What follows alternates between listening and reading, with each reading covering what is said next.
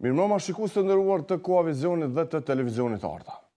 Sonte në emisionin Puls dhe flasëm për cilësinë e arsimit në Kosovë, për problemet që janë për punën e Ministrinë e Arsimit dhe për shumë gjëra tjera. Për këtë arsye kemi ftuar sonte në emisionin Puls për herë të parën e kësaj ministrie, Shoqëri Bytyqi, Ministri i Arsimit, Shkencës dhe Teknologjisë. Mirëmbrëma ministre, dhe faleminderit që gjetet kohë të vini për herë të parë në emisionin Puls. Mirëmbrëma, faleminderit për ftesën.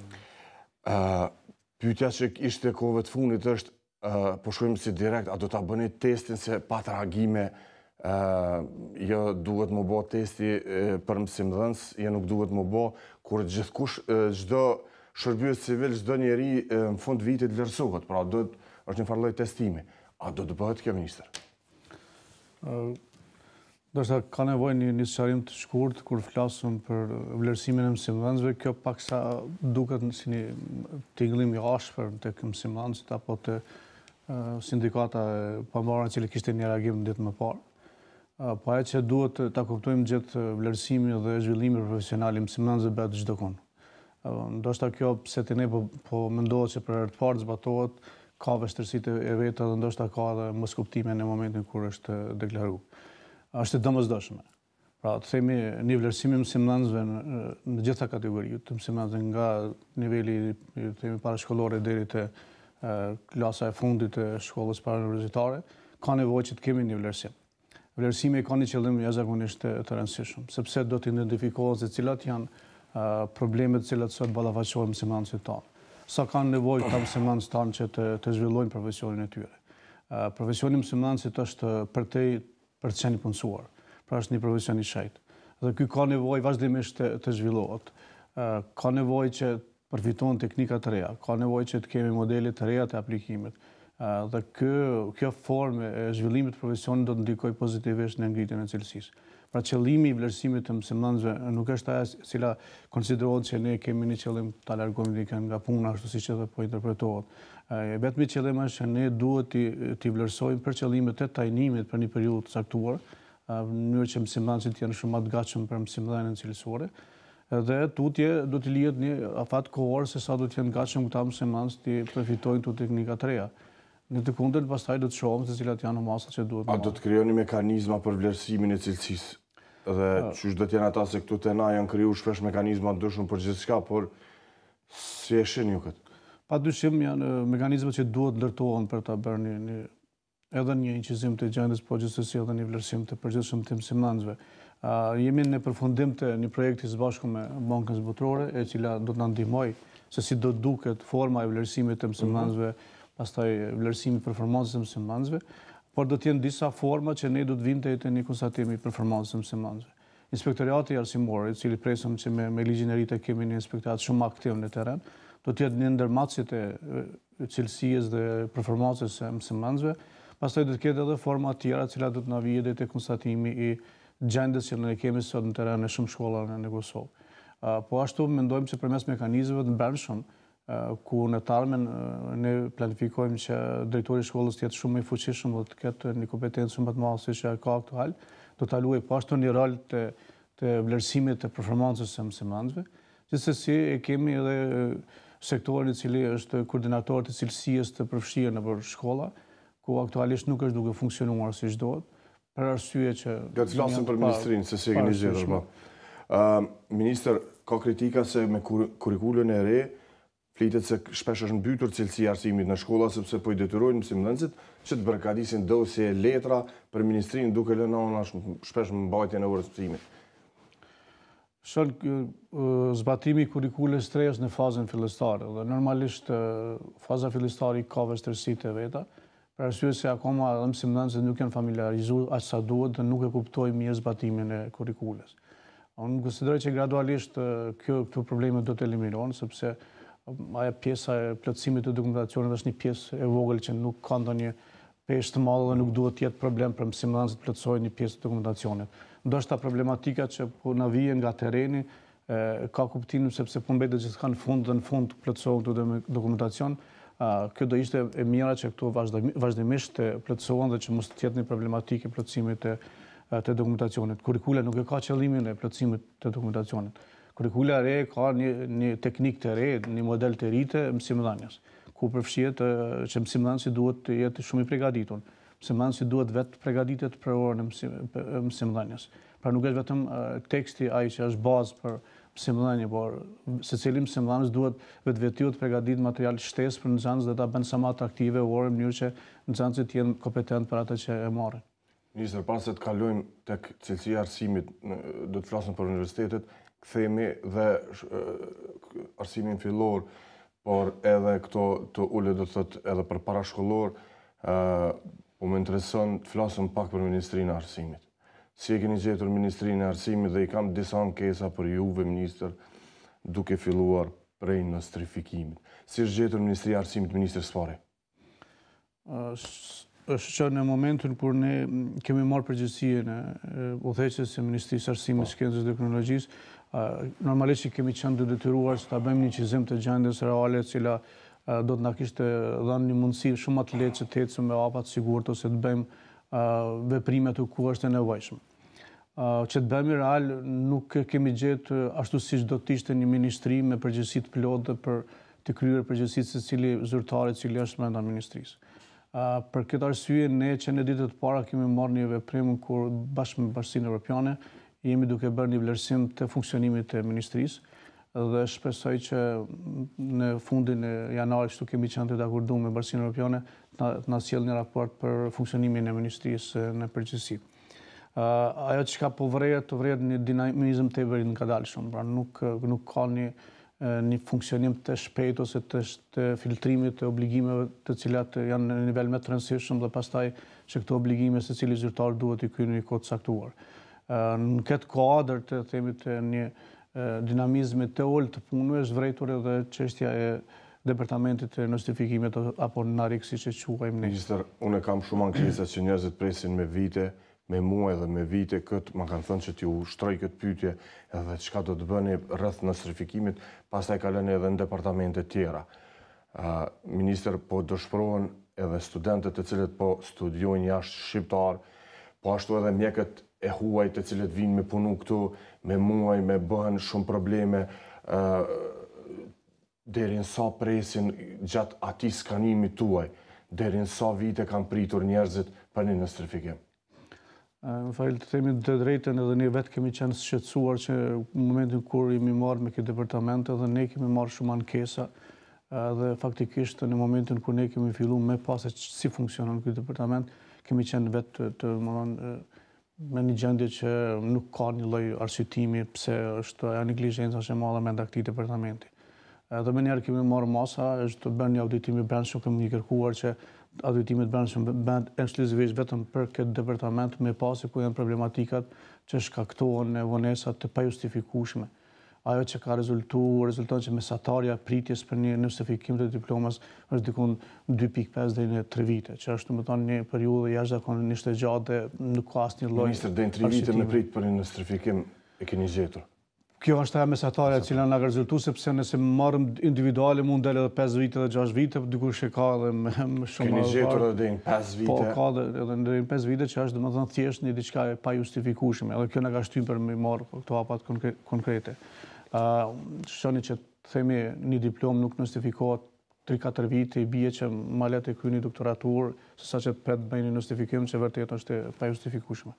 Tani, neve në mbetet të veprojmë, jo të themi, kjo është situata, këtu e kemi gjetë, po ne duhet të marrim masa. Pas raportit të auditimit, ne jemi duke shqyrtuar raportin dhe të shohim se cilat kanë ekzistuar problemet, në mënyrë që këto probleme të eliminojmë. Kemi pas disa probleme me Shqipërinë, dhe Shqipëria ka pas vonesa në kthimin e përgjigjes që departamenti bën kërkesa për ta vërtetuar një Ministra, mund të jetë edhe një problem tjetër që po ata njerëz, po ata studentë të cilët janë të specializuar në fusha të ndryshme, këta kanë frikë se mos po azojnë vendin e punës dikuj që është i lidhur profesor universitet, Ministria e Arsimit. A keni vërejtë dhe këtë dukuri, sepse mund të jenë edhe të njanshëm në dhënien e përgjigjes dhe ti shtyjnë këta njerëz t'i lëjnë me vite të presin? Falë që pa gjitha gjasave ka dhe kësi shkaqe. Sepse ajo që kemi kërkuar, ne kemi kërkuar që na krijohet një tabel nga Departamenti i Auditimit të Brendshëm, edhe na tregohet se në çfarë date është bërë një aplikacion i diplomave të caktuar dhe në çfarë date u ka kthyr përgjigje, apo dikujt që nuk u ka kthyr përgjigje. Dhe nganjëherë nga këto data vrem se dikujt u ka kthyr për një periudhë shumë të shkurtër përgjigje, dërsa dikujt me vitet e tërë nuk ka këti përgjegje.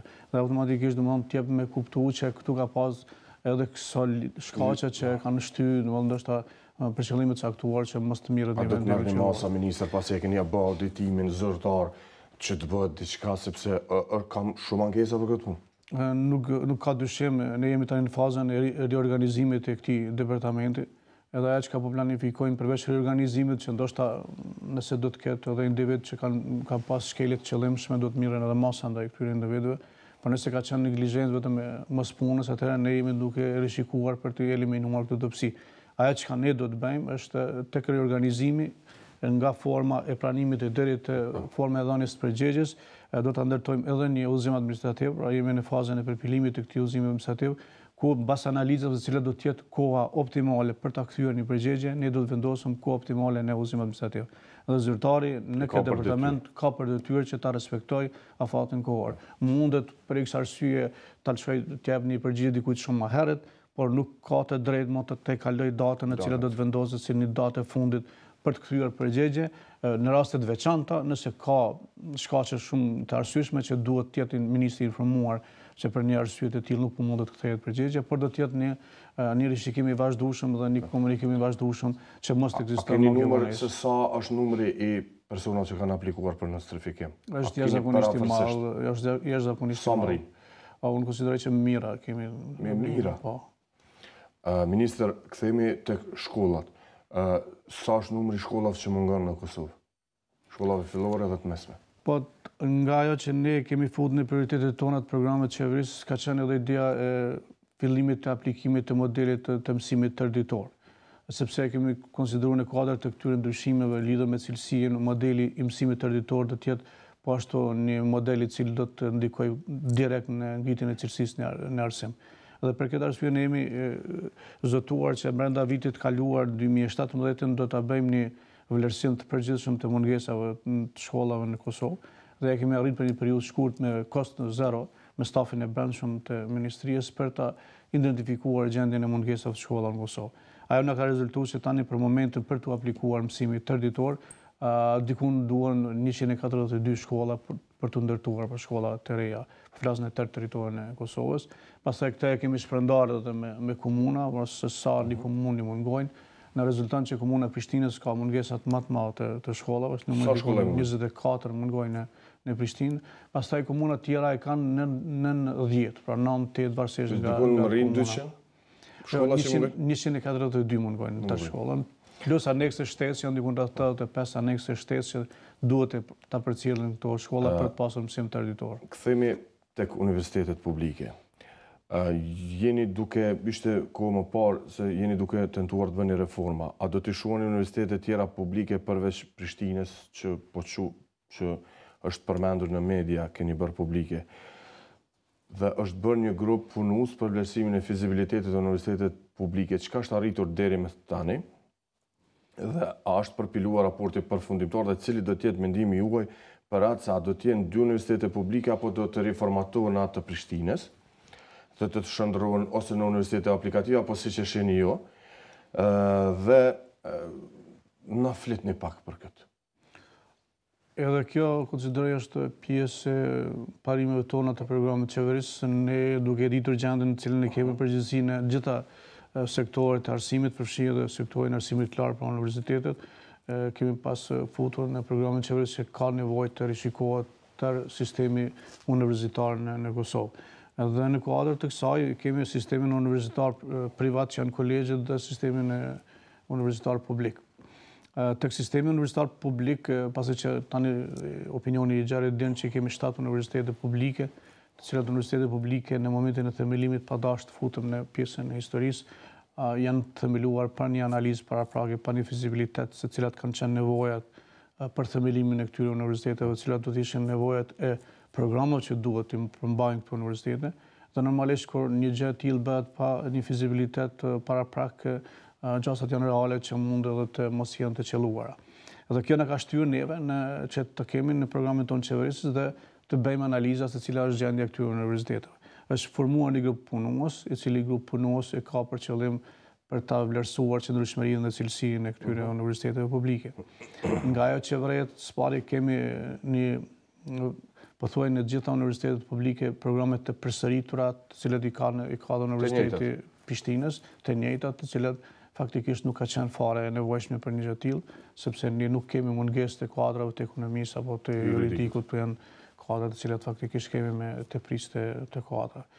Po ashtu përveç programeve, pra tregohet që cilësia nuk është në nivelin e duhur. Ne po flasim gjithmonë se duhet të marrim hapa që cilësia, themi edhe të pjesa parauniversitare, por në veçantë edhe të pjesa universitare, të jetë në nivelin e cili do të jetë në baraspeshë se sot shumë universitete europiane kanë, edhe jo që të lejojmë që edhe cilësia në universitetet publike të jetë shumë më e ulët. Dhe kjo neve na ka bërë që grupi punues të merr masa që të shohim se cila do të jetë raporti përfundimtar. Ajo që është e sigurt nga raportet që do të na vijnë nga ky grup profesional, ne do dalim me opsionet e zgjedhjes së kësaj problematike. Minimumi ne do të kërkojmë që universitetet publike nuk mund të jenë nën cilësinë e Universitetit të Prishtinës. Faktikisht vetë Universiteti i Prishtinës ka nevojë që ta ngritë në nivel më të lartë cilësia. Dhe kjo do të jetë piknisja e gjitha universiteteve publike. Nëse do të shohim që do të jetë pamundur, atëherë ne do të propozojmë që të kemi 2 universitete publike. Pra në Kosovë, sepse kjo është faktikisht edhe një standard evropian, në 2 milion banor është mjaftueshëm që të jenë 2 universitete. Se mund ta marrim shembull Sloveninë, Slovenia i ka 2 universitete publike që pak a shumë është me numër të banorëve sa ne, dhe pastaj nuk ka fare pothuaj kolegje private, që është një dukuri këtë pozitive për Sloveninë dhe shumë negative të neve për numrin që cilën ne kemi dhe për cilësinë. Dhe këto universitete që do të jenë 2 universitete publike, do t'i rishikojnë gjitha programet e fakulteteve që i kemi aktuale. Por këto fakultete mund të shndrohen në deg të këtyre 2 universiteteve dhe do të rishikohen programet. Ajo që duhet të sqarojmë, nuk duhet të ketë askush dilema që do të ketë problematik për studentët që i kemi aktual, apo për profesorët cilët janë të punësuar aktualisht. Kjo nuk do t'i prek, do t'i prek ndoshta një numër të rektorëve, të cilët më nuk do të ketë nevojë që të kemi në çdo universitet rektor. Studentët do të përfundojnë programet e tyre, profesorët do të vazhdojnë me... Do të kryet gjenerata që e ka regjistruar, do ta kalojë deri në fund, por pastaj do të kemi programe të reja të cilat do të jenë përputhje me kërkesat e tregut që sot i kemi në Kosovë. Kthehemi tek një vendim që keni marrë, pra pse u shkarkua Këshilli për Cilësi, i cili ishte sipas tyre ishin duke punuar mirë, dhe ju akuzuan se vetëm se kanë prekur interesat e institucioneve private u larguan. Ata thonë që kanë suspenduar 140 programe dhe pikërisht dyshohet se për këtë arsye është prek në interes dhe qeveria pra ju i shkarkuat. Pse i shkarkuat, ministër? Unë konsideroj që kjo tani është një temë e cila faktikisht ne shumë herë kemi sqaruar dhe nuk hezitojmë që vazhdimisht ta sqarojmë. E para kemi pas një kërkesë nga kryeministri për të marrë masa për shkarkimin e Këshillit të Shtetëror të Cilësisë. Ne kemi pas takime, unë kam pas direkt takime me kryetarin e bordit të Këshillit të Shtetëror të Cilësisë, ku kemi diskutuar për punën cilën ky këshill po vazhdon ta bëjë dhe për mënyrën se si ka funksionuar deri më tani. Vetë kryetari Rexha ka pranuar në diskutimet tona që jo gjithmonë janë respektuar standardet e parapara me ligj dhe me procedurat të cilat sot janë në fuqi. Ne atë kohë kemi bërë qartë që bordi është i detyruar për të respektojë gjitha procedurat dhe kërkesat ligjore që janë në fuqi. Ne mund të ulëm dhe diskutojmë sa kemi nevojë që ndoshta një procedurë apo një rregullore mund të mos jetë në nivelin e duhur dhe ne mund ta ndryshojmë, por derisa ato janë në fuqi ato duhet të respektohet.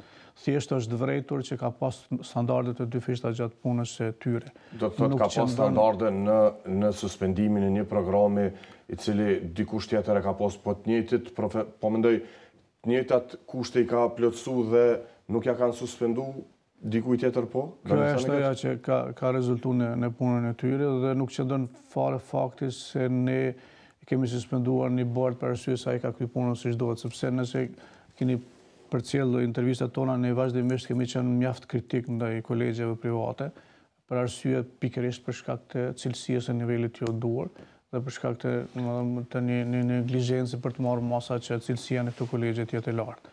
Por neve nuk na do të thotë ta nuk e kanë kryer punën si duhet dhe kanë pas standarde dyfishta në dhënien e licenca. Kjo ka qenë arsyeja ky që besoj që në ditët në vazhdim do të kemi edhe shumë informacione të reja që do të rezultojnë me atë që ne sot po e themi.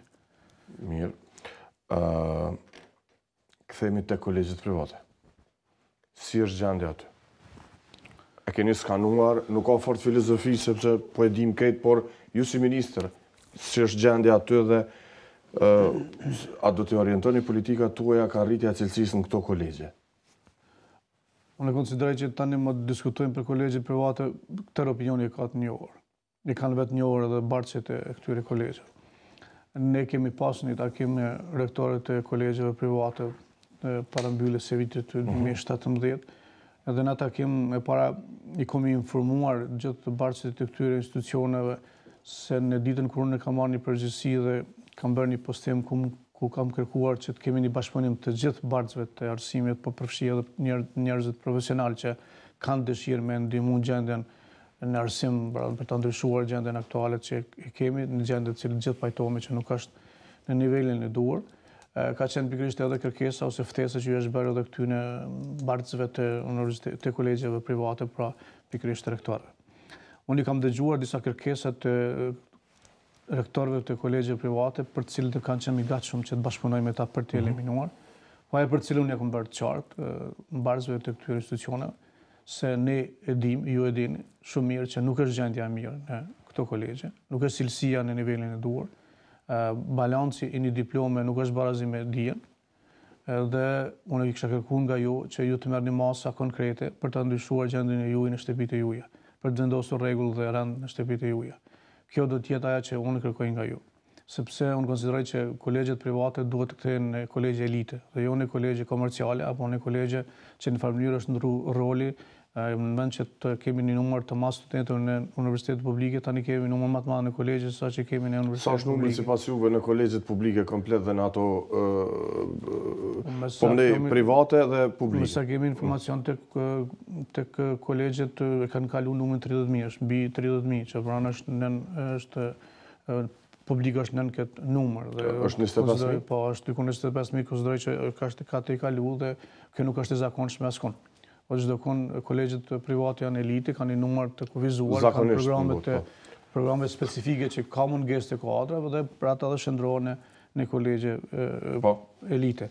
Dhe në të kundërtën, kanë marrë një informacion të qartë nga ne se ne nuk do të mund të rrim të vetëm të jemi shikues të kësaj gjendje të rëndë që kemi, por do të marrim masa konkrete. Në kuadër të masave që ne planifikojmë të marrim është futja në provimin shtetëror, që do të jetë provim që do të nështrohen gjithë studentët, qoftë kolegje private, por normalisht të universitetet publike, mënyrë që do të jetë një faktor në ngritjen e cilësisë, sepse secili student pastaj do të jetë interesuar që gjatë tërë studimet veta të fitojë dije, sepse në fund të ditën që do të nështrohet një provim i cili do ta vlerëson dijen e tij. Aktualisht nuk e kemi finalizuar, jemi duke menduar që mbajtja provimit shtetëror të bëjë një klasifikim të dy diplomave, diplome nivelit parë dhe diplome nivelit dytë, në mënyrë që të bëj dallimin e studentëve, elit studentëve cilët vërtet baraz pesha e diplomes me dijen do të jetë e barabartë dhe një diplome cila do ta vlerësojë dijen cila nuk është në nivelin sa është e nevojshme që të jetë i përgatitur për një program i cili është i diplomuar një student i caktuar. Kjo është një fazë e përkohshme, nuk është fazë e cila gjithçka do ta rregullonte sistemin universitar.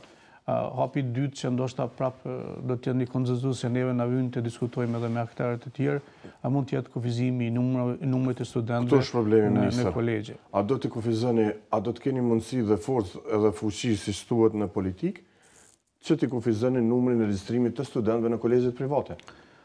Unë konsideroj që jemi në një fazë që për dalur nga kjo gjendje që jemi sot në sistemin arsimor, na vjen një përkrahje dhe një konsenzus i përbashkët të gjithëve. Sepse arsimi është e fundit të gjithëve dhe nuk mund as të mendojmë që Kosova mund të zhvillohet tutje nëse jemi me gjendjen e arsimit çfarë kemi sot. Edhe mbi këtë bazë ne duhet të marrim vendime ndoshta që mund të konsiderohen të themshme apo mund të konsiderohen edhe ndoshta të pamundur. Kjo është ajo që më bën optimist dhe idetë tona dhe propozimet tona që janë pikërisht në të mirën e ngritjes së cilësisë sistemit arsimor, qoftë para universitarë, qoftë në pjesën universitare, me gjithë vështirësitë dhe me gjithë problemet, do t'ja dalim që të marrim vendime edhe të ecim përpara. Në kuadër kësaj do të jetë ndoshta edhe ky vendim që ne do të bëjmë kufizim të numrit të studentëve. Kufizimi i regjistrimit të numrit të studentëve ne nuk do ta bëjmë përmend se nuk ke drejt të regjistrojsh kaq. Ne jemi duke bërë një analizë, Gizi ka bërë një analizë, një studim të mirë, ku ka rezultuar se sa Kosova ka nevojë për kuadrat të caktuar, të profesionet të caktuar për 10 vite që në ardhshëm. Njëtën gjë është e bërë po ashtu një grup profesional vullnetar që na kanë ofruar neve sepse ajo thirrja jonë ka ndikuar shumë pozitivisht dhe kanë ardhur shumë profesionistë që na kanë ofruar në mënyrë vullnetare të bëjnë angazhim për të hulumtuar gjendjen e arsimit dhe kjo është duke bërë një hulumtim për të njëjtën mënyrë që të shohim se në 10 vite që në ardhshëm sa do të kemi nevojë për kuadrat të cilat janë ato profesione që kemi nevojë më shumë. Mbi këtë bazë ne do të bëjmë pastaj kufizimin ose përcaktimin e numrit të studentëve. Unë konsideroj që brenda këtij viti do të mbyllet kjo profilizim. Mirë shumë. Kam dy çështje. Drejtorat e di që nuk lidhet me juve, por prap lidhet me cilësinë e arsimit, drejtorat e drejtorateve të arsimit. 1, 2, truri, kthimi i trurit, pra shkencëtarët shqiptar të cilët jetojnë jashtë vendit, të cilët tentojnë të vinë dhe nuk besoj që ju nuk jeni njoftuar me këtë dhe të gjithë e kemi gojën plot kthehuni për të kontribuar në fusha të ndryshme edhe në shkencë, por këtu nuk i pranojnë minister. Keni pas takime të tilla? Sfari, po flasim për njerëz e shkencës. Arsimit. Kjo është ajo që po themi që problematika e arsimit është një problematikë shumë e gjerë dhe është ajo që ne po na takon gjithë shoqërisë për të marrë masa për të ndryshuar këtë gjendje. Faktikisht unë kam pas shumë takime, tani edhe në takimin e fundit që ishim në forumin ndërkombëtar të edukimit në Londër, takuam shumë bashkëdhëtarë tonë që janë të gatshëm edhe të kthehen në Kosovë të kontribuojnë për arsimin në Kosovë. Çka ju thanë ministër kur bisedojsh? Unë jam nga natyrë dhe kam problematikë të themi dikujt, po ne do ta bëjmë këtë nëse unë nuk jam i sigurt që mund ta realizojmë. Por ajo çka unë diskutuam bashkë është që ne do të fillojmë të gjejmë zgjidhje se si t'i qasim këtij problemi që vërtet ne ta kthejmë trurin brenda në Kosovë. Ka pas teori, ka pas diskutime të vazhdueshme, por asnjëherë nuk është realizuar. Ai s'pjam në shtrifikojnë as llogaret e po kthehemi. Ka pengesë pikërisht ndoshta që mund të jetë. Unë nganjëherë them që roli kyç i kësaj duhet të jenë vetë universitetet ose vetë kolegjet. Duhet të mendojnë që ta kthejnë atë institucione që duhet të njihet krenar kur do të jetë pjesëtar, qoftë student ose qoftë mësues në një universitet të caktuar. Por kjo duhet të tolerohet deri në një mas. Dhe unë them nganjëherë këto institucionet e pavarura vërtet janë të pavarura dhe duhet funksionojnë si të pavarura deri në një mas kur e kryejnë funksionin për cilën janë themeluar. Por nëse nuk e kryejnë funksionin, atëherë duhet patjetër që të ketë edhe një intervenim brenda këtyre institucioneve. Çka ju thoshin truri nga jashtë që kur kanë tentuar të vinë, çka ju thoshin? Çka ju kanë? Janë pengesa që tani gjithë publiku po i din. Pra thjesht është nuk i pranon rektori, nuk i pranon dekani. Vjen shpreh interesat individuale. Vjen shpreha që njerëzit kanë fituar diploma dhe tituj që vërtet ndoshta kanë nevojë për të rishikuar forma e tyre dhe ato me çdo kusht këta individ tentojnë që ta mbrojnë pozitën të cilën e kanë. Pra nuk janë të interesuar fare se çka sjell pasoja për shoqërinë e gjerë ose për trit tonë dhe çfarë lloj edukimi kompetent ne po japim trinëve tonë, por përsore kanë interesin personal. Dhe unë mendoj që është një moment shumë i rëndësishëm që të themi stop. Pra nuk ka më të mendojmë për interese individuale, të mendojmë për interesat përgjithshme. Edhe këto vendimet tona që nganjëherë po kundërshtohen. Të jeni sigurt 90% e kundërshtimeve vijnë për shkak të interesave të numrit të kufizuarit individuale. Minister, e thatë ju një gjë interesant. Duhet rishikuar ndoshta këto forma se si janë avancuar dhe këta rektore, dekane, udhëheqësa, shefa. A është e mundur të rishikohen këta tituj këto? Duke ditë se 70% ne jemi këtu po jetojmë si kanë fituar. Nuk është e lehtë që bëhemi real. Nuk është e lehtë sepse a ka gjasë me fillu kjo punë? Por është e domosdoshme. Ne nuk mund të ikëm kësaj gjendje. Nëse ne vërtet dëshirojmë që themi se arsimi në Kosovë njëherë përgjithmonë duhet të jetë prioritet i shoqërisë dhe duhet ta ndryshojmë gjendjen cilën e kemi, janë gjitha këto masa të cilët kemi obligim të marrim. Ndoshta do ishte gjë më e mirë që vetë universitetet fillojnë të pastrojnë këto. E nëse nuk i pastrojnë, a ke atë mundësi ju si ministër ta vëni? Unë mendoj që duhet të kemi një konsenzus të përbashkët, jo vetëm unë si ministër, por ne duhet si parti politike, ne duhet si shoqëri që ta gjejmë një konsenzus, të ulëm së bashku të gjithë të diskutojmë se cila do të jetë rrugët, ose ndoshta neve do të na takon që të përcaktojmë rrugë, por vendimi duhet të jetë një vendim i përbashkët që jo sot mirëm një vendim dhe nesër mund dikush tjetër ta prish një vendim. Problemi tjetër, minister, është... Falë, ndoshta pëndoj, çka ndodh sot në universitetet tona në përgjithësi. Roli kyç në universitetet tona është teaching ose mësimdhënie. Nuk bëhet asgjë tjetër. Neve na duhet shkencë, bota po ec. Në çdo konferencë që marrim pjesë ne shohim se ku jemi, sa mrapa jemi. Dhe kjo neve na jep një sinjal që ne duhet të veprojmë. Ministre, kam një pyetje, kemi vetëm edhe një minutë, pastaj shkojmë në një blok reklamash. Problemi tjetër është vendosja e drejtorave, drejtoratëve të arsimit, minister, pastaj vendosja e drejtorave, kthehemi në arsimin e mesëm dhe tult, ku ke aty, mos themi sikur këta doktorat e shkenca lloj analfabete që nuk ka lidhje me arsim. Si do të mund të bëni ju me kryetarët e komunave që kur thani kemi me tentu me rregullu cilësinë e arsim, kur i ki një pjesë të drejtorave që nuk kanë lidhje me arsim? Ajo çka ne jemi duke munduar se vërtet pjesa e arsimit para universitar një përgjithësi shumë e madhe është e pushtetit lokal, sepse është rregulluar me legj. Por ne nuk po e themi këtë që ta hullum fajin poshtë edhe themi ju e keni dhe ju jeni ata të cilët nuk po merrni asnjë mas për të ndryshuar gjendjen. Atë të cilën po mundohemi ne është pari dëshirojmë që ta ofrojmë një dialog të përbashkët mes pushtetit lokal dhe Ministrisë së Arsimit, në mënyrë që të gjejmë bashkë rrugëzidhje në situatën të cilën e kemi aktualisht. Ne po mendojmë që së bashku me kryetarët e komunave dhe drejtorët e drejtorive komunale të arsimit të gjejmë një zgjidhje të re për zgjedhjen e drejtorëve. Me një uzim administrativ, ta gjejmë një formulë sa më të mirë që drejtorët të zgjedhin drejtorë sa më profesional. Sepse kalimthi merret e elaborova, ne mendojmë që drejtorët duhet të shtohet përgjegjësia e menaxhimit të shkollave, sepse ka shumë më lehtë që të kontrollohet edhe cilësia e mësimdhënies ku një drejtor ka një kompetencë. Por para se të shtohet kompetenca e drejtorëve, ne duhet ta gjejmë një formulë të mirë që vërtet jemi duke e zgjedhur drejtorin e qelluar, drejtorin e nevojshëm për ta menaxhuar një shkollë. Në këtë kuadër ne jemi duke diskutuar që formula të jetë një formulë sa më e përshtatshme për zgjedhjen e drejtorëve, ku po planifikojmë që roli i prindrit të jetë roli kyç në zgjedhjen e drejtorëve. Pra aktualisht është në grupi jonë është duke diskutuar që i keni mbledhur kryetarët e komuna për këtë çështje? Jemi në fazën e diskutimeve individuale dhe pastaj do të kalojmë në fazën kur ne do të diskutojmë me gjithë drejtorët e sfari me drejtorive të arsimit nëpër komuna, pastaj të kalojmë edhe në nivelin e kryetarëve të komunave. Po planifikojmë që secila klasë ta ketë një përfaqësues të prindërve dhe ky prind ta ketë një rol në vendimarrjen e zgjedhjes së drejtorëve. Se konsideroj që ma interes i madh sa për vetë prindërit cilët i kanë nxënësit në atë shkollë për ta zgjedhur një drejtor i cili vërtet do ta mbikëqyrte në nivelin e duhur shkollën dhe cilësinë, nuk ka askush interes më të madh. Faleminderit. Shkojmë në një blok reklamash dhe kthehemi prapë në studio ku do të flasim për shkollat fillore dhe të mesme, për problemet që janë në arsimin parauniversitar. Para se të flasim për arsimin e mesëm dhe fillor, pse i shkarkuat anëtarët e bordit të OP që i ka emëruar udhëheqja e kaluar e ministrisë? Arsyeja kryesore e shkarkimit ka qenë një lloj neglizhence e bashkëpunimit të bordit me ministrinë. Nuk është vërejtur dinamizëm në kryerjen e obligimeve të cilat i ka ky bord. Edhe normalisht pas gjitha këtyre ka ardhur te vendimi i shkarkimit. Por nuk ka qenë një vendim tema ad hoc, ka qenë një vendim që është përcjell punë atyre që nga momenti kur ne kemi marrë ministrinë për informacion nga është mbyll viti 2017 dhe ky bord asnjë informacion nuk na ka sjellur ose nuk na ka ofruar asnjë raport lidhur me gjendjen që ekziston në Universitetin e Prishtinës. Pastaj tutje kemi pasur edhe një mosmarrëveshje lidhur me bursat e studentëve, ku ishte ulja e bursave të studentëve, ne kishim takime me bordin.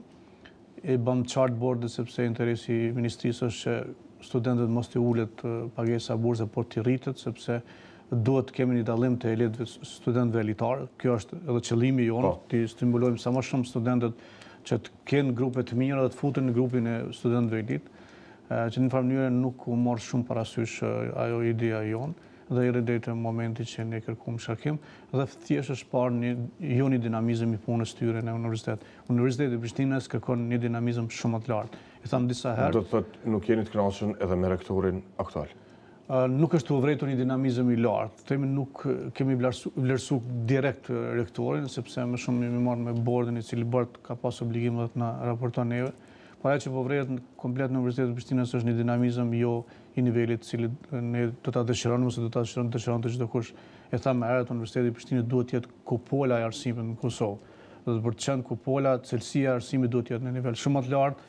Kemi që bëjmë real, kemi lëvizje në Universitetin e Prishtinës, por jo në nivelin në cilin duhet të jemi të gjithë të kënaqur. Po duhet kalojmë edhe pjesa që them, pjesa shkencore, pjesa volumtuese që sot mungon, nuk kemi themi të vazhdueshëm takime ose konferenca shkencore, konferenca profesionale që e shohim në Universitetin e Prishtinës ose elitën e profesorëve tanë duke diskutuar për çështje që e prekupojnë edhe arsimin, po e prekupojnë edhe Ministër, nivelin. të gjitha këto shkarkime që i keni bërë, që po thoni politike, do thot a lidhen me diçka që do t'i emëroni të afërmit e tuaj politike, familjar të politikanëve, apo do t'i vendosni njerëzit që janë profesional apo që zakonisht partijakët që dihet tashmë partitë politike me njerë i vendosin njerëz të vetë, apo do të shkoni me njerëz profesional, apo vetëm i keni ndërru këta për të ardhur tjerë që janë në parti politike që është në pushtet? Unë konsideroj që vazhdimisht ajo që ne po e theksojmë që ne jemi të interesuar të ndryshojmë gjendjen në arsim në gjitha nivelet. Kjo është ajo arsye të kyçe që po na shtyn këto veprime të marrëm. Emërimi i bordit të Këshillit Shtetëror të Cilësisë ka treguar që nuk ka rezultuar ajo cila zakonisht opinioni është mësuar ndoshta, që ne pas një shkarkimi të emërohen njerëz politik, është vërejtur tek ky bord që ne nuk kemi emëruar njerëz politik, kemi emëruar njerëz profesional. Njëta gjë do ndodhe në Universitetin e Prishtinës. Ne jemi të interesuar që bordi i Universitetit të Prishtinës të jetë një bord i cili do të jetë shumë aktiv, i cili të bëjë një punë shumë dinamike dhe i cili vërtet do të shtyjë Universitetin e Prishtinës që të merr hapa në lëvizje përpara për të ndryshuar cilësinë dhe për të ndryshuar universitetin. Ky do të jetë thelbi kryesor. Kjo që po thoni është se nuk jeni i kënaqur edhe me rektorin. Kjo kështu i vjen. Të presim, të shohëm, do të jetë bordi i ri, do të vlerësoj, do të ketë një dinamizëm dhe do të shohim se sa do të jetë gjendja e menaxhmentit i Prishtinës ta përcjell dinamizmin që do të kërkohet nga ky bord. I keni kthehemi tek komunat, kthehemi tek arsimi. I keni obliguar komunat që t'i kthejnë pedagogët nëpër shkolla. Si është situata? Në problemin me pedagog akoma nuk është rregulluar i tërë, ka nevojë akoma, por në mungesë të buxhetit është kjo mundësi e cila faktikisht sot ekziston nëpër shkolla. Ideja e një roli të madh që duhet ta kenë pedagogët nëpër shkolla dhe psikologët ne mendojmë në vazhdim. Po pse s'po i obligoni ministër me i fut me çdo kusht? Mungesa kësaj kërkese të detyrueshme është mungesa e buxhetit, sepse po të detyrojmë ne pastaj duhet të gjejmë alternativa për që këta të paguar, po të jenë futen në listën e pagave, kjo ka qenë pengesa kyçe që na shkakton neve.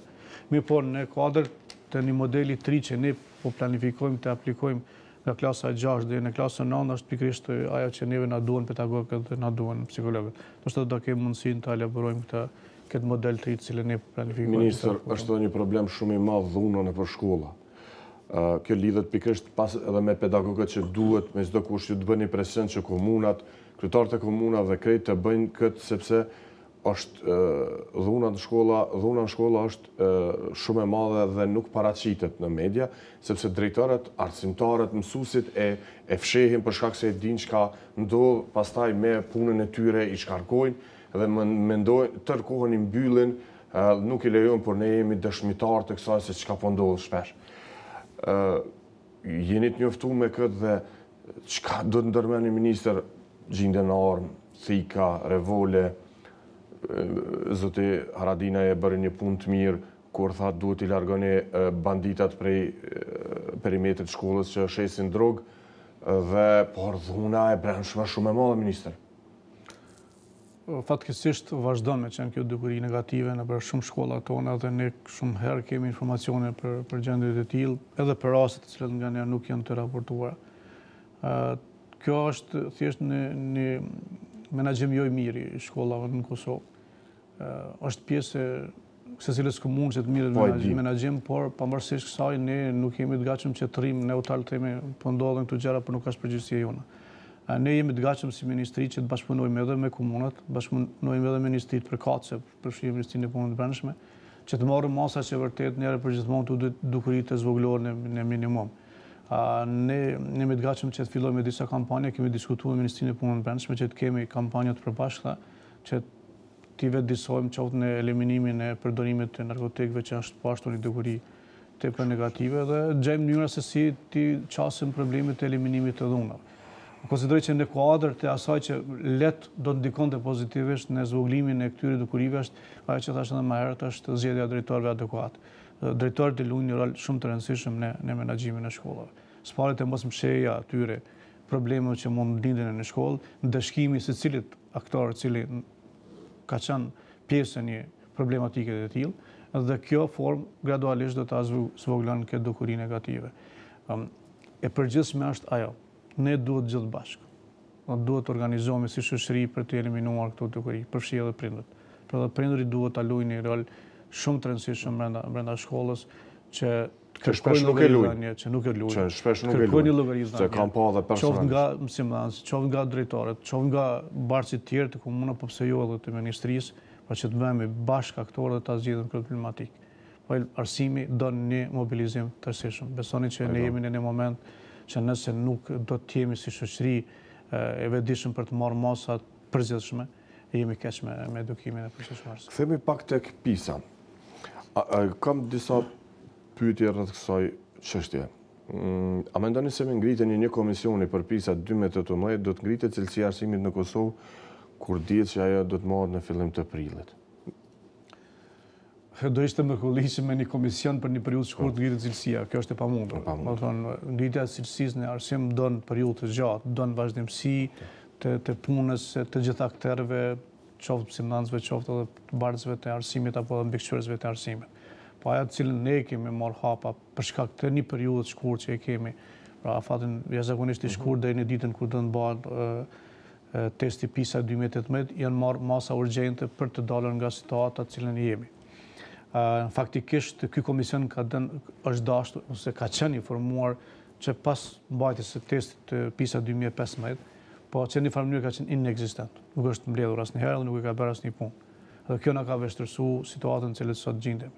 Ne kemi marrë masa më njëherë, ta themi me shkaku, po ka qenë komision inekzistent dhe kemi bërë një komision të ri, i cili komision është duke bërë një punë të dinamike. Kemi bërë një plan të veprimit me data konkrete se çka duhet bëhet deri në ditën e mbajtjes së testit PISA. Kemi përpiluar një udhëzim administrativ që ky udhëzim administrativ do t'i bën përgjegjës duke filluar nga ministria deri te mësimdhënësi, ku të përfshihen edhe kryetarët e komunave, drejtorët e arsimit, do të përfshihen edhe drejtorët e shkollave, pra koordinatorët e cilësisë, që të gjithë do të përfshihen në këtë udhëzim administrativ, që do ta kenë rolin përkatës në testin PISA 2018. Ne planifikojmë që ti mbajmë 2 teste provuese. Testin e parë do ta mbajmë tani në fillim të shkurtit. Kemi menduar që ta mbajmë në gjitha shkollat e Kosovës. Është një lajm i mirë që ne tani e kemi informacionin se cilat shkolla do të nënshtrohen testit PISA dhe tani do të fokusohemi në këto shkolla që do të nënshtrohen testit, pra do ta kemi një test provues në mënyrë që s'parit ta shohim nivelin se ku jemi. E dyta që nxënësit të familiarizohen me testin, sepse për herë të parë testi PISA do të jetë në formë digjitale, edhe pastaj do të shohim edhe mundësinë e eliminimit të problemeve deri në mbajtjen e testit final. Janë planifikuar detajet edhe në detajin më të vogël në ditën kur do të mbahet testi PISA. Pastaj do të kemi edhe kampanje përmes mediave që ta ngritim në një nivel sa më të lartë rëndësinë e mbajtjes së testit. Kur jemi tek PISA kam dy çështje. A jeni ndjeni, a keni informacion, a keni skanuese, minister, cilat shkolla shquhen për cilësi në mësim e cilat jo? A ke mujt me pas informacion ti? Nuk e kemi informatat e sakta, faktikisht, po do t'i kemi në testin aktual, sepse ne jemi zotuar që do të ketë shpërblim për shkollat më të mira që do të dalin në testin PISA 2018, dhe do të kesh problem po ashtu edhe për nxënësit të cilët do të jenë nxënësit më të mirë, por do të shpërblehen edhe nxënësit që do të dalin më të mirë në testin PISA 2018, por do të ketë edhe masa dëshkuese për shkollat dhe për barësit e A do të jenë strikte testet, që mos të bëjnë dallavere? Testi PISA 2018 është e kontrolluar nga PISA ndërkombëtare, kështu që është e pamundur që të ketë implikime në ndërhyrje. Flitet se matura shtetore do të bëhet 7 ditë, nga 1 ditë për çdo rajon. A mendoni se ky test do të jetë i barazdhshëm për secilin rajon nëse bëhet ndaraz e jo për 1 ditë, duke pas parasysh se ky test deri tash ka qenë standardizuar dhe a keni bazë legjore, pra po kthehemi te fillimi për vlerësimin e performancës së mësimdhënësve që po pretendohet, sepse shpesh po tentojnë Dë bëjnë presion që mos të bëhet kjo. Shqonin, flasëm për testin e cila deri tash ka pas shumë probleme, është diskutuar në çdo media, qoftë për mënyrën se si është organizuar, qoftë diskutimet e kopimeve të cilat ka qenë të mëdha. Neve na ka shtyrë që ne të marrëm hapa konkret që mos ta përsëritum ata që kanë ndodhur vazhdimisht.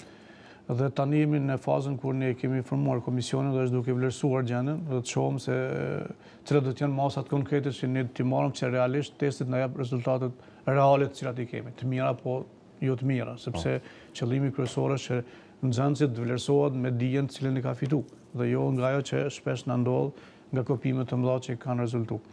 Dhe mbi këtë bazë ne kemi pasur arsyeshëm se mënyra më e lehtë e menaxhimit të testit maturës do të jetë në mbajtja jo njëhershme në gjithë Kosovën, sepse do të kemi pak mundësi ose kemi pak kapacitete që në tërë Kosovën me njerë ta menaxhojmë siç duhet mbajtjen e testit maturës. Kjo ka qenë ideja që të mbahet në 7 regjone dhe forma e menaxhimit është shumë më e lehtë, sepse do të kemi njerëz kompetent që do të barten nga regjoni në regjon për ta menaxhuar shumë më mirë testin maturës. Për mua si ministër është shumë më interes që të na dë rezultate reale. Nuk jam interesuar që të kemi rezultate të mira që nuk janë reale, po të kemi ato që janë dhe më lehtë do të kemi të marrë masa mbi rezultatet të cilat na jenë. A ka bazë ligjore? Konsideroj që ka bazë ligjore sepse planifikohet që të ketë 2 ditë mbajtje testit dhe ne do të kemi 2 ditë mbajtje testit të maturës dhe do të jetë i njëjtë. Mund të jetë shifra të ndryshme, por forma dhe barazvlera e matës së vlerësimit do të jetë e barabartë për gjithë regjonet. Si u bë që inspektorët tuaj u rrahën brenda institucionit? Institucioni inspektoratit kishte pasur probleme ndërnjerëzore për arsye të ndryshme, e cila në kohën kur ne kemi marrë menaxhimin janë reflektuar se duket shumë më shumë. Për çfarë probleme kishim pas apo na tregon tash, ta dim ndërnjerëzore në për numër çka? të caktuar të inspektorëve me udhëheqësin e departamentit të inspektoratit ka pas një mosmarrëveshje të një kohë të gjatë dhe normalisht në një moment caktuar ka ardhur kulmi i asaj mosmarrëveshje. Dhe ka ardhur një incident i cili besoj që është i njohur për media, por që ne kemi qenë të detyruar me njerëz të marrë masa adekuate, kemi suspenduar të dytë edhe udhëheqësin e departamentit të inspektoratit dhe inspektorin përkatës të cilin kanë pas këtë aksident mes veti.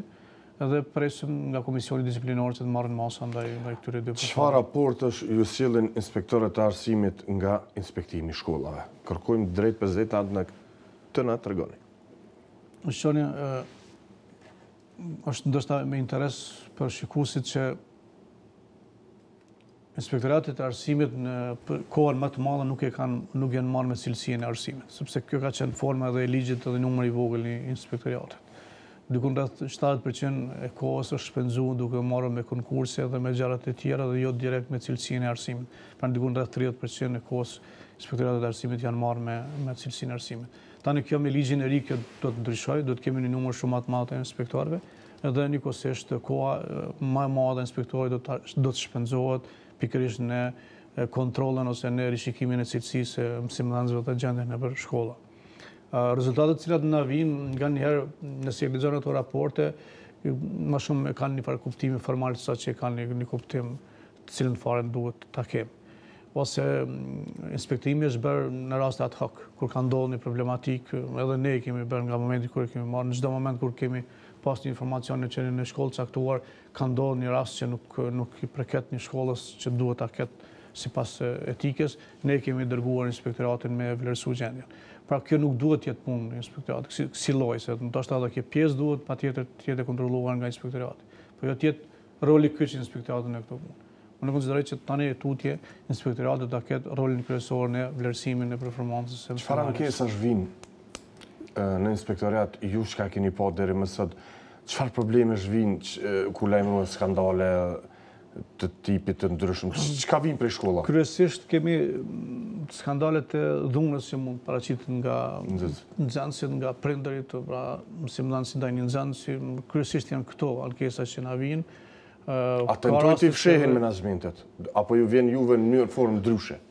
Rastet të ralla neve kemi informacione direkte. Pra më shumë marrim informacione nga mediat apo nga palët e treta sesa që marrim informacione direkte, por sa për informacion, nëse ndodh një dukuri negative menda një shkollës, shkolla është obliguar s'pari ta njoftojë drejtorinë komunale të arsimit. Pra kjo është procedura ligjore dhe kjo është arsye që ne nganjëherë me vonesë kemi informacione. Por megjithatë, kur ne marrim një informacion nga palët e treta, pavarësisht a ka shkuar informacioni në drejtorinë komunale apo jo, ne menjëherë marrim masa me veprues inspektorati duhet të shkojnë në terren me pa realisht që ka ndodhur, ne menjëherë kërkojmë një raport për gjendjen të cilën ka ndodhur. Por ka pas tendenca në shkolla të caktuara që të mshefet dukuria. Ne themi nga mediat informimit kemi marrë një informat për një dhunë caktuar, shkojnë në inspektoratin e shkollë për të bërë inspektimin e atij rasti që ka ndodhur dhe vërtet nuk gjen asgjë, më është mshehur nga aktorët që ka ndodhur. Nga drejtoria, po. Kur po im dëgjoj, po e shoh që shumë ka të lashën Ministrinë e Arsimit në aspektin e organizimit dhe në aspektin e përgjegjësisë të stafit, ose ndoshta janë mësuar të punojnë kështu në gjitha dikasteret që i përmend deri më sot. Vret një dinamizëm tepër i ulët në Ministrinë e Arsimit. Ndoshta kjo mund të jetë edhe në shumë institucione tona publike. Secili person, qoftë në nivelin e lartë të një drejtore, qoftë në zyrtare, nuk e ka një dinamizëm ose një përgjegjësi të shtuar në punën në cilën e bëjnë. Nuk për shumicën e zyrtarëve nuk çon pesh kalimin një ditës apo një javës. Pra mund të ngarkohesh me një obligim ose me një detyrë, dhe ndoshta kjo detyrë mund të jetë edhe për një javë edhe për 2 javë dhe nuk ka ndonjë përgjegjësi që duhet kryet. Ne ndoshta jemi mësuar me një dinamizëm tjetër, ne duajmë data të caktuara të koha se kur duhet mbyllet një punë. Dhe se duhet të këprim i ra pak ndesh me kërkesat tona, por konsideroj që gradualisht stafi do të kuptoj që në momentin kur jeni në institucion shtetëror të keni përgjegjësi të madhe dhe duhet kjo përgjegjësi të jetë në nivelin e lartë.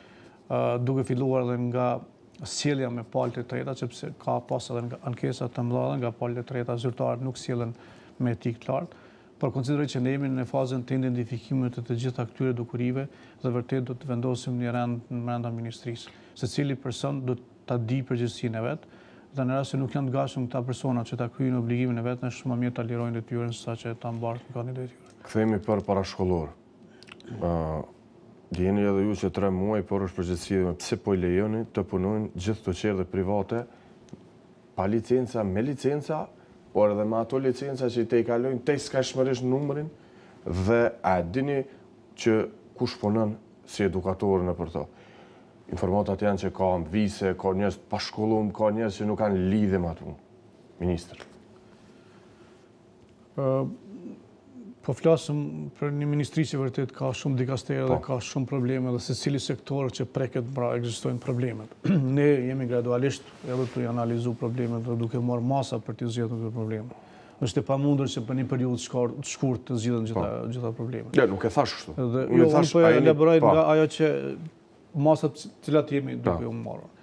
Është edhe çështja e çerdheve ose mësimit parashkollor, po kemi informacione. Kemi edhe informacione shqetësuese që ka çerdhe të cilat janë të licencuara dhe të cilat nuk i plotësojnë kushtet. Kemi edhe informacione që kanë numër të tepruar të fëmijëve, pra gjitha këto informacione i kemi dhe tani jemi duke i klasifikuar. Pra hapat e parë që ne do t'i marrim në bashkëpunim edhe me komunat, sepse prapë është një përgjegjësi edhe komunave, është të identifikojmë çerdhet të cilat kanë licencë dhe nuk i plotësojnë kushtet. Nëse ju ka dhënë një licencë dhe nuk i plotësojnë kushtet, duhet marrë masa pse është dhënë një licencë e tillë. Kjo është do të jetë hapi i parë. Hapi i dytë pastaj do të shkojmë në çerdhat të cilët nuk kanë fare licencë, pra nuk funksionojnë. Ato çerdhat të cilat nuk kanë licencë, ato nuk do të lejohen që ta kryejnë aktivitetin në rast se nuk i plotësojnë kushtet ose duhet të kthehen që të marrin licencë dhe të futen në institucione shtetërore ashtu siç kërkohet me ligj ose do të mbyllen por nuk do të funksionojnë. Po vërtet kemi shumë punë për të bërë dhe na presin një varg angazhimeve tona për të ndryshuar gjendjen që kemi qoftë edhe në pjesën parauniversitare, sepse edhe pjesa parauniversitare e luen një rol të rëndësishëm në ngritjen e cilësisë së arsimit.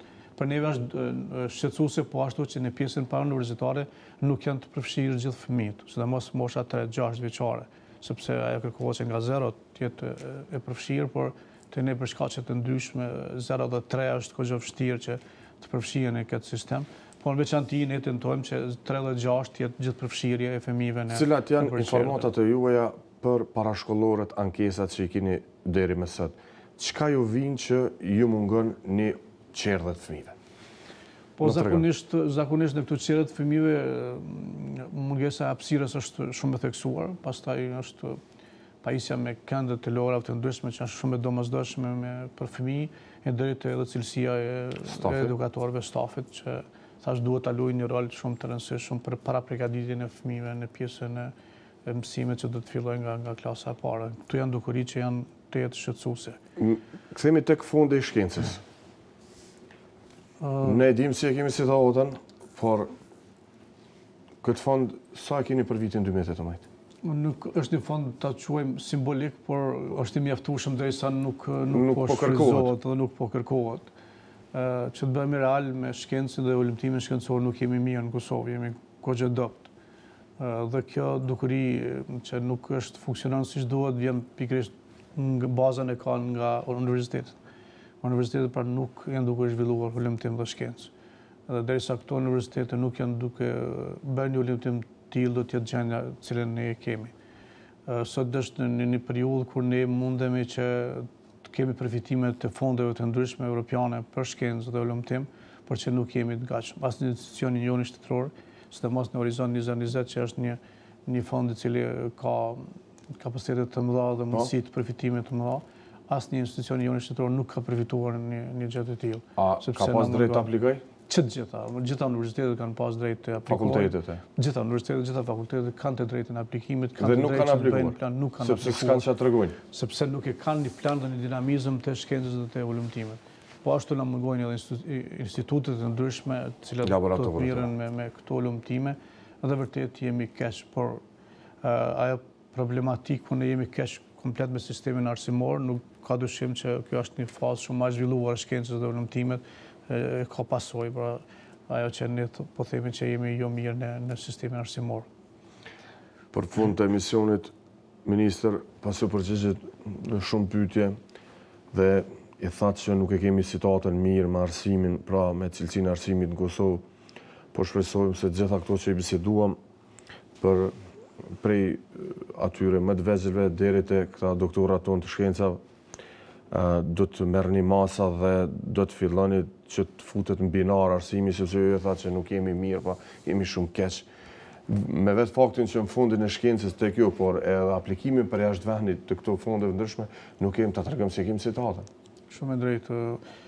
Në fakt ne diskutojmë shumë probleme, por nuk kemi vetëm në diskutimin e problemeve, neve na lejo deri në mos me i konstatuar gjatë pastaj që duhet veprojmë. Ne jemi duke marrë masa konkrete, sidomos në sistemin para-universitar ku e kemi qëllimin kryesor që ta ngritin cilësinë, sepse konsiderojmë që ky sistem pastaj ndikon pozitivisht edhe në sistemin universitar.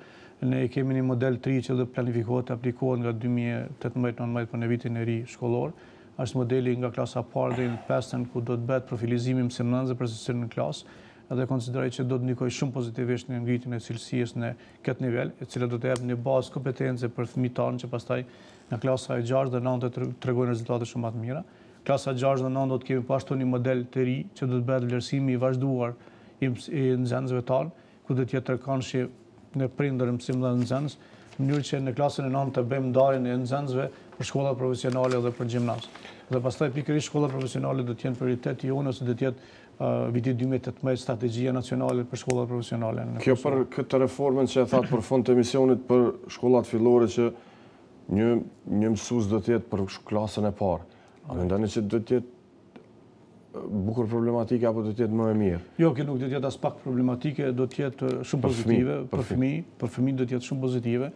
Nëse ne harrojmë të kaluarën që jemi mësuar që të kemi një mësues deri në klasën e 5, cilat kemi pas edhe lidhje emocionale. Kto kisha emocionale, po. Dhe ne nuk kemi nevojë që mësuesit lidhet me fëmijën në mënyrë emocionale, sepse qëllimi kyç është ne kemi një moto të t'ia kthejmë fëmijën prindrit dhe t'ia kthejmë nxënësit mësuesit. Domethënë ky është qëllimi i kësaj. A ka standard, është standard dikun ky sistem, ministër? Ka në shumë vende të zhvilluara, është akoma më i preparuar, por ne jemi në fazën e fillestare, kemi nisha edhe në Sloveni, po ka në Sloveni, ka në Angli, ka në shumë vende që e kanë një ndarje horizontale, ka ndarje vertikale dhe horizontale.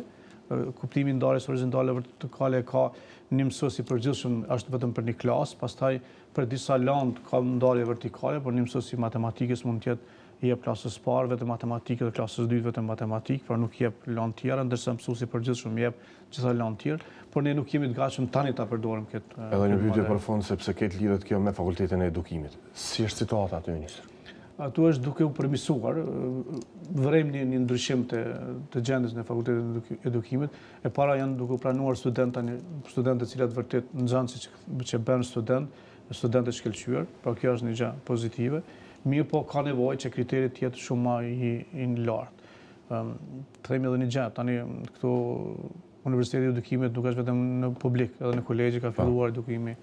Dhe kjo ndoshta na shkakton një problematik. Po ka edhe në universitete publike tjera, nëse s'gaboj. Ka edhe në universitete publike tjera që po ashtu duhet të rregullot. Që po e theksojmë në vazhdimsi. Unë falenderoj shumë edhe një herë që gjetët kohë të bisedojmë për shumë probleme që janë dhe që me shpresë që do të shumica prej tyre të bijnë binar, ndoshta edhe gjitha, por një pjesë e tyre që ju i cekët, pra ishte transparent dhe treguat se këtu kam pa me sytë mi se çka është puna. Faleminderit për ftesën. Unë konsideroj që do të jetë një fazë për të filluar një gjë pozitive në arsimin, sepse do të jetë një periudhë gjatë që ne na duhet që vazhdimisht të punojmë në ngritjen e cilësisë. Po për neve do ishte gjëja më e mirë që të fillojmë me modele të cilat vërtet do të fillonin ta ngritin cilësinë e arsimit në Kosovë. Faleminderit për ftesën. Shikues të nderuar, kaq ishte sa i përket intervistës me ministrin e arsimit Shoqëri Bytyqi. Ju falenderoj për vëmendje dhe qëndroni me këtë vend.